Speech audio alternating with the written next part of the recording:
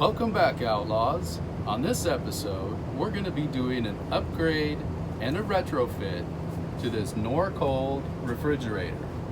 This is my buddy Jameson and my buddy Carl. Another Alcatillo Outlaw. So what are we calling this Norcold today, Carl? This is the Norcold 1200, as most people reference it because it has difficulty often remaining and staying cool in warmer temperatures. Although I will say that this particular unit in my coach has always worked wonderfully and is 21 years old. So it is time for a change. And that change being a retrofit from absorption gas to a 12-volt standard compressor system that they're putting in all of the newer RVs today. We still get to retain our box, but we get to have all the benefits of new technology with the beauty of the old original Norcold 1200, or as we like to reference it as the Norcold 1200, with also less current draw, less energy usage. So a lot of benefits to the replacement of this unit. Also, you know, we always have to be concerned about making these units be absolutely perfectly level, otherwise they don't function properly. With the new system, yes, of course, with a refrigerator, you want it to be somewhat level, but you don't have those same discrepancies in temperature because you don't have the absorption ammonia gas system that is dependent upon absolutely level in order for it to function correctly. So we also have that benefit. If we're on a little bit off, we're not exactly perfect, whatever, it's going to work exactly the same, just like your home refrigerator would. You also have a cool down time of about an hour and a half, just like your home fridge. Turn her on an hour and a half and she's already cooled down to the proper temperatures, which is safe for your food.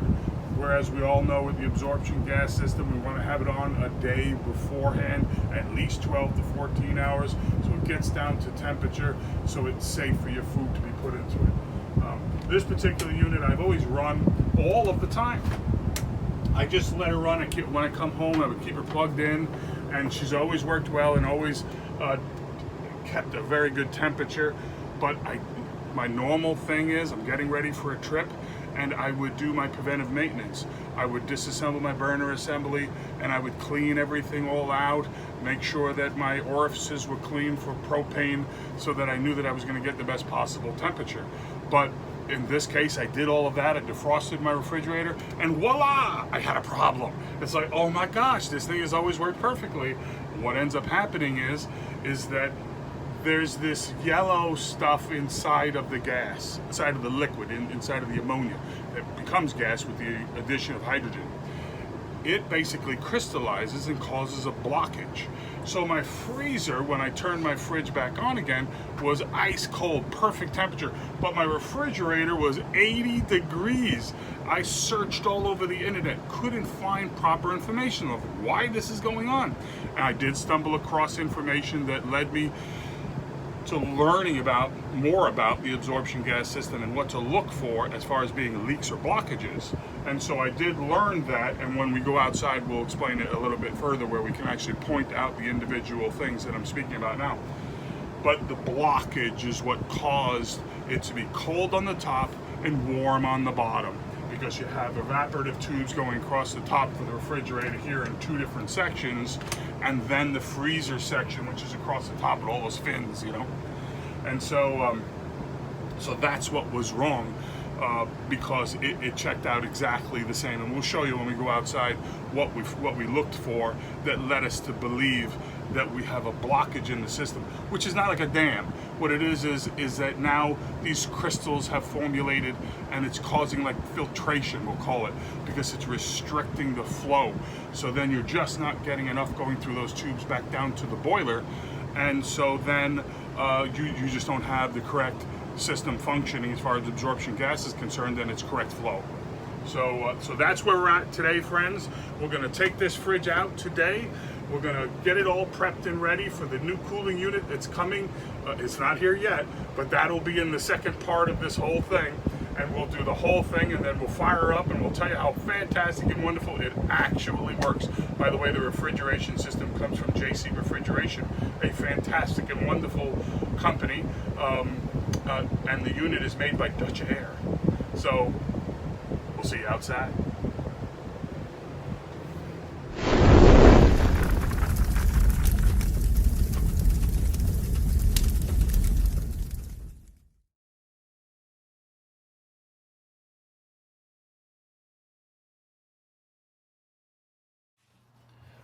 Welcome back, Outlaws. Now that we're outside, first thing that we did, of course, was we disconnected the propane to the unit. Safety first. We just want to make sure we don't have propane up here while we're disconnecting lines. So we're going to access the back of the refrigerator. That's the first part of its removal. But the first thing we'll touch on is, again, how we determined that the refrigeration unit was defective. This unit right here is the boiler, and then here are the evaporative tubes. So if this boiler is regular, nice and warm, you know, fairly hot, but not too hot, you can still touch it. If it's working properly, this should be the same temperature as these. You could touch these and they would be the same. And in this case, the boiler here was regular temperature, and yet these tubes were cool, which meant that the fluid was not flowing completely down to here, it was just trickling through. And that's how we came to the determination that we had a blockage. If you have a leakage, then you would notice that yellow crystallized residue in and around the back here or inside the refrigerator itself. Also a strong smell of ammonia you would also detect. Not always, but often. And then in that case, usually what ends up happening is that these evaporative tubes become much hotter than the boiler does. And so then you know that, okay, in that particular case, you have a leak. So going over that now, we're now ready to begin our removal of this unit by disconnecting the AC, the DC, the propane, the water, because this had an ice maker. So let's start out safety first, disconnecting our AC and disconnecting our DC. In the back up in this corner is an outlet. It's an AC outlet. So we're going to reach back there and we're going to unplug our AC connections. So we have one outlet there and a second one. See that? 2 AC power cords. They are now disconnected. Of course, we wouldn't want them connected because then that would prevent us from being able to remove the refrigerator. The next thing we have is our propane line. So with that propane line, the connection is right here. We're going to need to get an adjustable wrench and take that off. So let's pause for a moment. I'm going to go get an adjustable wrench and we're going to take that bad boy off. Welcome back, Outlaws. Got my wrenches. Okay, first thing we're going to do here on this gas valve is they do actually have a cutoff. We're going to rotate that cutoff so now that is shut off. This is your gas line. We're going to back up the body with one wrench and open it with the other.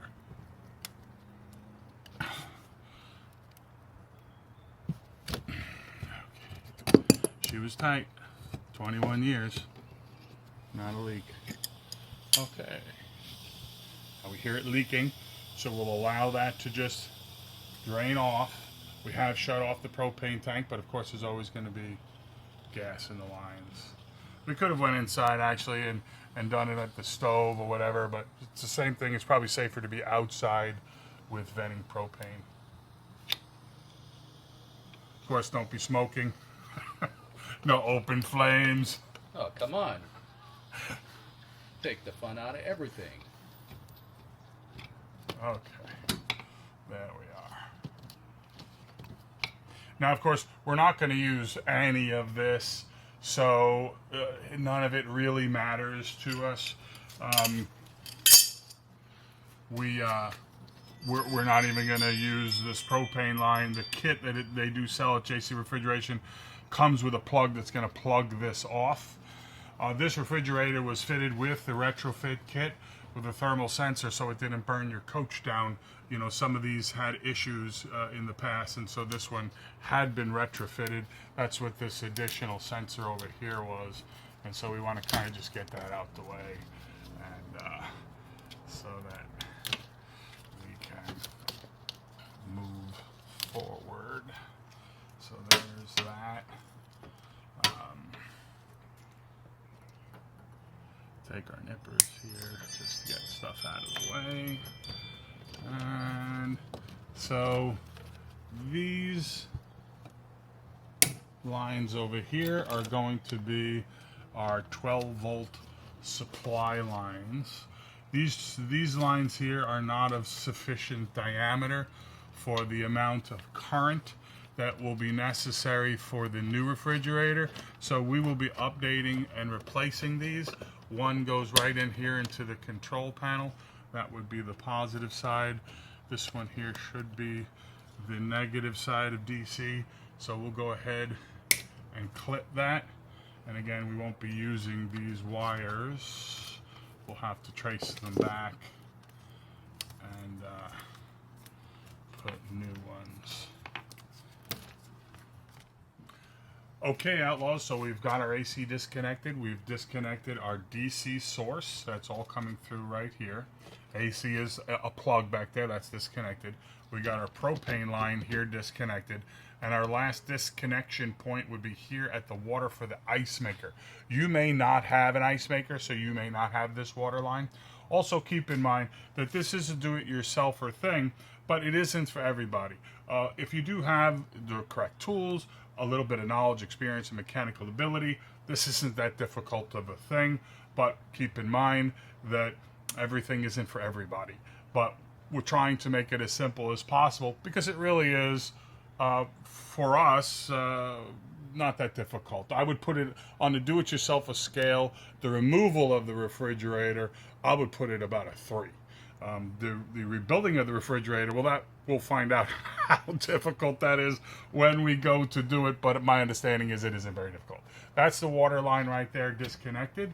So I'm going to push this back through this way because I don't want it where the propane line is. And I'm going to just move that propane line out because we're, of course, going to be removing this refrigerator from the inside out. Also, keep in mind there are screws retaining the refrigerator in from the back. Most have 2, maybe 3. In this case, we actually only have 1. So we have 1 screw right here. We're going to take that one out. And the rest are going to be in and around the door frame on the inside.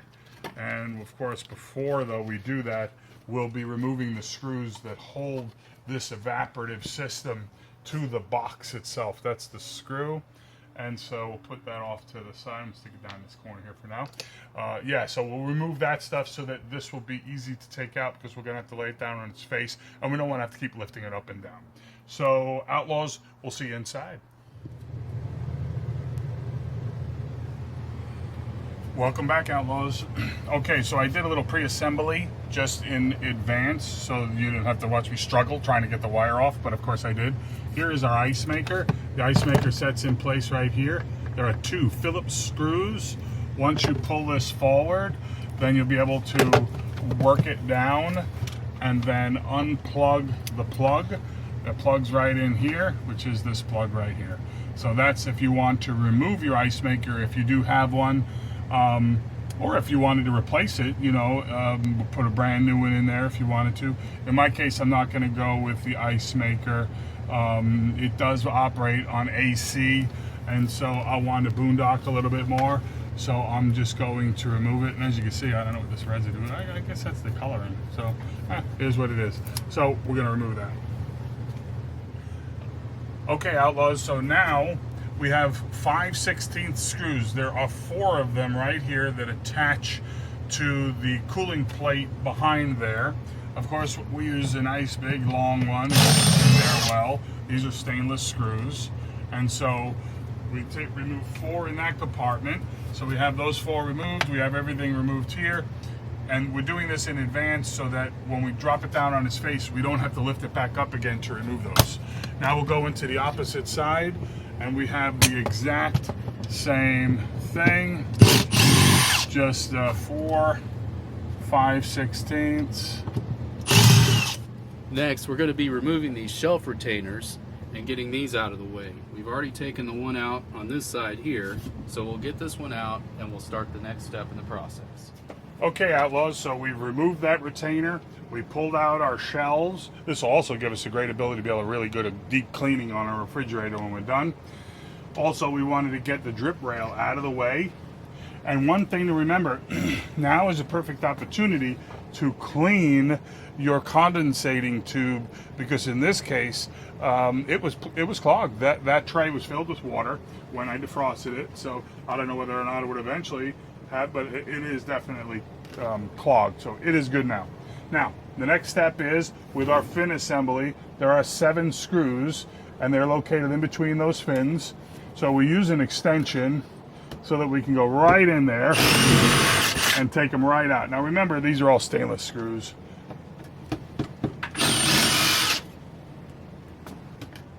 Okay, so now that we've removed the screws from the fin assembly, we've got all our shelves out, we've got a clean, clear fridge to work with for the reassembly. Our next step is removing the trim pieces on the sides, the top, and sometimes on the bottom, but in this case it does not have one on the bottom. And then we can pull this refrigerator out. And see, these just pop, they're plastic. As you can see, we just go straight on down the line here, and boom, voila. And there is a metal bracket there.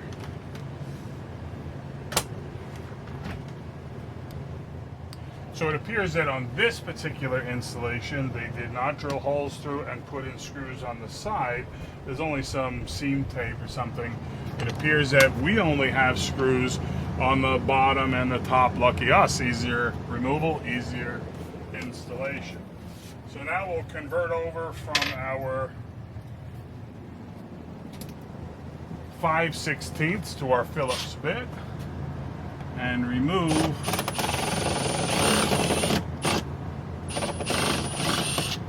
what appear to be 3 Phillips screws.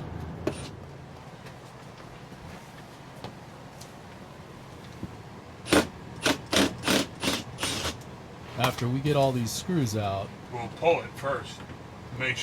yeah, we're gonna make sure we can slide this thing out. That's right. This is the hardest working outlaw right here. Huh, Leo?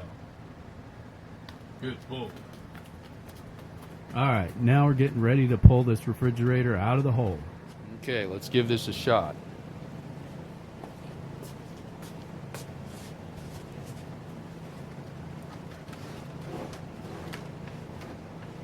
Why don't you lay it on the top? Okay, clear.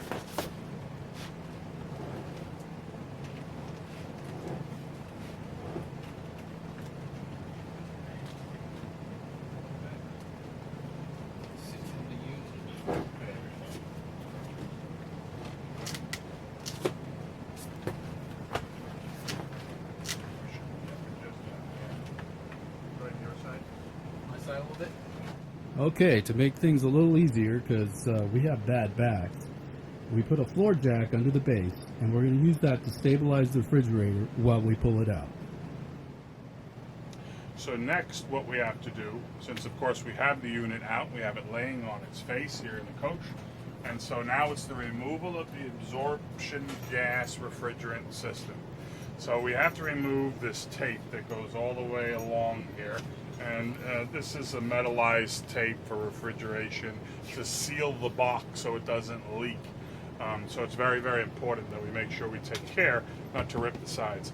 So this tray assembly remains with it, this whole bottom remains with it, so it's just a putty knife, a metal one, to scrape along the sides to get a release here at this union and remove all of this tape, so we can then remove this system from the box and clean it and prep it for the new system coming. All right, now that we've removed the tape, you can see that this side's loosened up. You can just pull that up so we can...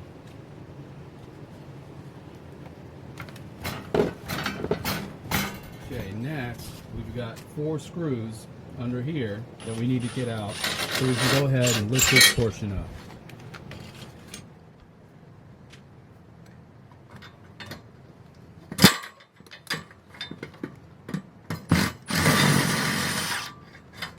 Okay, so now we do actually have the entire cooling unit free from the box. And now we just have to deal with all of these wires. Since we're not going to be using any of them because we're not using the ice maker, you can cut them, do whatever. You know, these are pretty good fans. You could save them if you want to, just cut the wires. This is the control board. It does have a value, so you might want to be gentle with it because you could probably sell it on eBay. And that's about it. We'll have that cleaned all up, and then we'll show you removing this unit in the next clip. Okay, the next step in the process is we're going to go ahead and lift the back of the unit and what's left of the workings right off and out.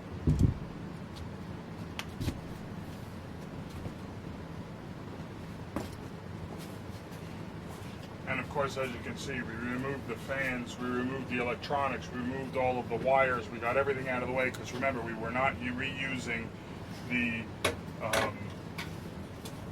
ice maker.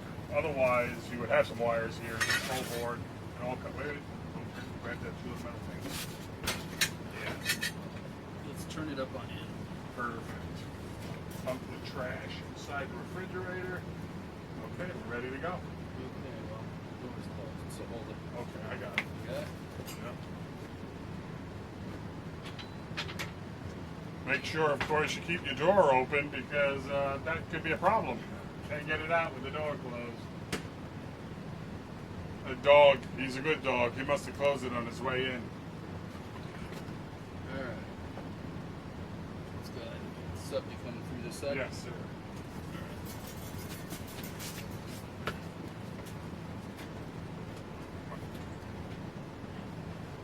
It's not very heavy, but it is a little awkward. I don't know, it's kind of heavy. Hey. Okay, that's out. Now we'll have to clean the inside surfaces of this, get it all prepped and ready, clean the box where the refrigerator used to be, so that we can have everything ready for the new unit when it comes in. And I think that's a wrap That's a wrap. for step one in the two-part series of this video. Norcold 1200 conversion from absorption gas to a standard 12-volt compressor. Outlaws, we'll see you on the next one. Alright, now after we've gotten all of this stuff removed off of the back, we're going to get it cleaned up, and then we're going to get ready for the second step in the next video of installation. We're currently waiting on JC Refrigeration to ship the new replacement unit. Once we receive that, we'll begin that second process. But prior to that, of course, we're going to clean this whole unit. We'll use that metallized tape, and we'll tape up all of these seams that we kind of destroyed in the process of removing the old one. So we want that to be as sealed, as perfect as possible, cleaning out all the edges and getting it prepped and ready to drop in, as well as that sort of, it's kind of like a dielectric paste, but it transmits temperature from the cooling units directly to those three panels that are for the refrigeration and the freezing unit. And then clean up the area. I like a clean surface to work with, and I want everything. We'll clean the whole box out and all of that to prep to get ready.